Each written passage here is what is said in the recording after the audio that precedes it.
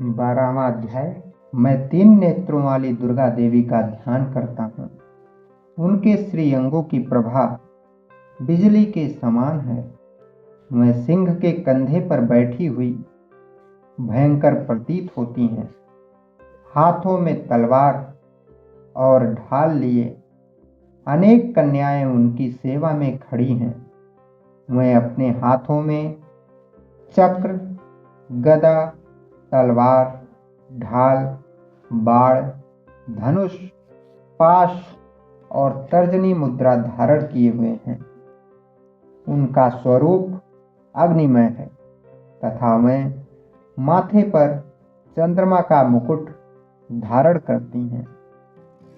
देवी बोली, देवताओं, जो एकाग्रचित होकर प्रतिदिन इन स्तुतियों से मेरा स्तवन करेगा, उसकी सारी बाधा मैं निश्चय ही दूर कर दूं।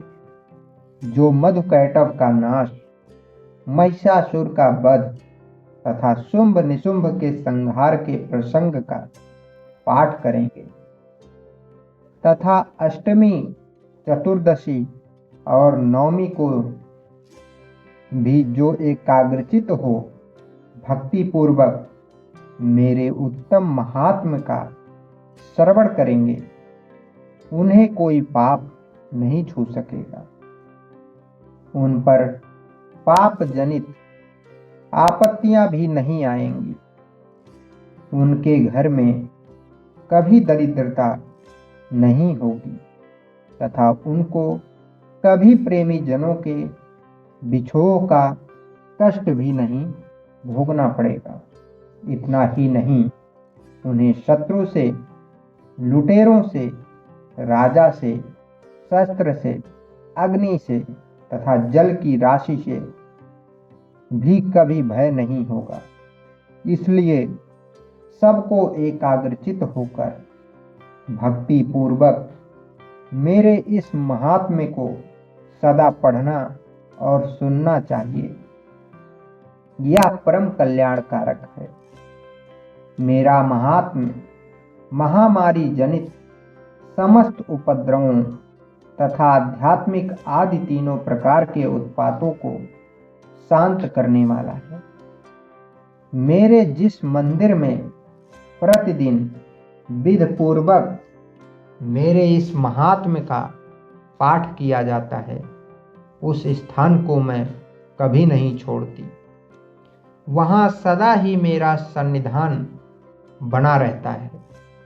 बलिदान, पूजा, होम तथा महोत्सव के अवसरों पर मेरे इस चरित्र का पूरा पूरा पाठ और श्रवण करना चाहिए।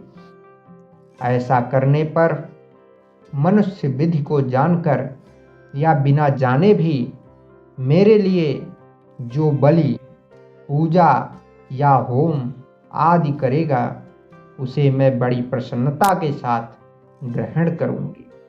शरत काल में जो वार्षिक महापूजा की जाती है, उस अवसर पर जो मेरे इस महात्म्य को भक्ति पूर्वक सुनेगा, वह मनुष्य मेरे प्रसाद से सब बाधाओं से मुक्त तथा धन धान्य एवं पुत्र से संपन्न होगा। इसमें तनिक भी संदेह नहीं है।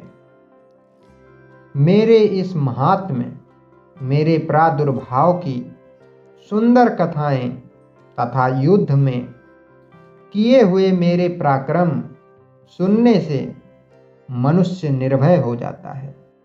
मेरे महात्म्य का श्रवण करने वाले पुरुषों के शत्रु नष्ट हो जाते हैं, उन्हें कल्याण की प्राप्ति होती है तथा उनका कुल आनंदित रहता है।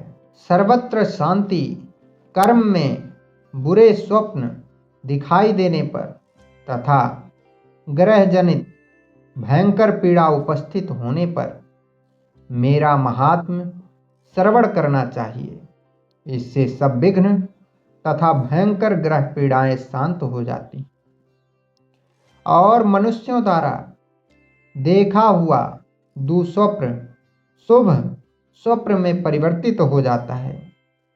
बाल ग्रहों से आक्रांत हुए बालकों के लिए यह महात्म शांति कारक है तथा मनुष्यों के संगठन में फूट होने पर यह अच्छी प्रकार मित्रता कराने वाला होता है। यह महात्म समस्त दुराचारियों के बल का नाश कराने वाला है। इसके पाठ मात्र से राक्षसों, भूतों और पिशाचों का नाश हो जाता है। मेरा यह सब महात्म मेरे सामीप्य की प्राप्ति कराने वाला है।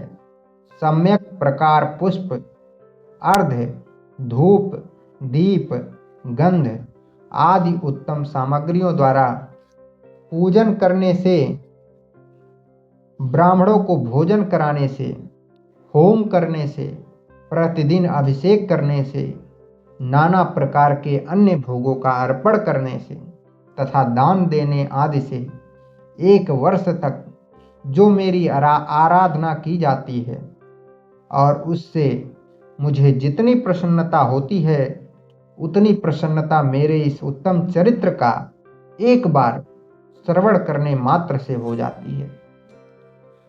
यह महात्म श्रवण करने पर पापों को हर लेता और आरोग्य प्रदान करता है। मेरे प्रादुर्भाव का कीर्तन समस्त भूतों से रक्षा करता है तथा मेरा युद्ध विषयक चरित्र दुष्ट दैत्यों का संहार करने वाला है। इसके श्रवण करने पर मनुष्यों को शत्रु का भय नहीं रहता।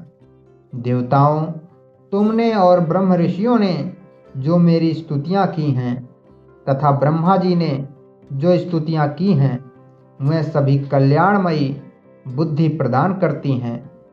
वन में, सूने मार्ग में अथवा दानाबल से घिरे जाने पर, निर्जन स्थान में लुटेरों के दाव में पड़ जाने पर या शत्रुओं से पकड़े जाने पर अथवा जंगल में सिंह, व्याघ्र या जंगली हाथियों के पीछा करने पर, कुपित राजा के आदेश से वध या बंधन के स्थान में ले जाने पर अथवा महासागर में नाव पर बैठने के बाद भारी तूफान से नाव के डगमग होने पर और अत्यंत भयंकर युद्ध में शास्त्रों का प्रहार होने पर अथवा वेदना से पीड़ित होने पर, किंग बहुना सभी भयानक बाधाओं के उपस्थित होने पर जो मेरे इस चरित्र का स्मरण करता है वह मनुष्य संकट से मुक्त हो जाता है।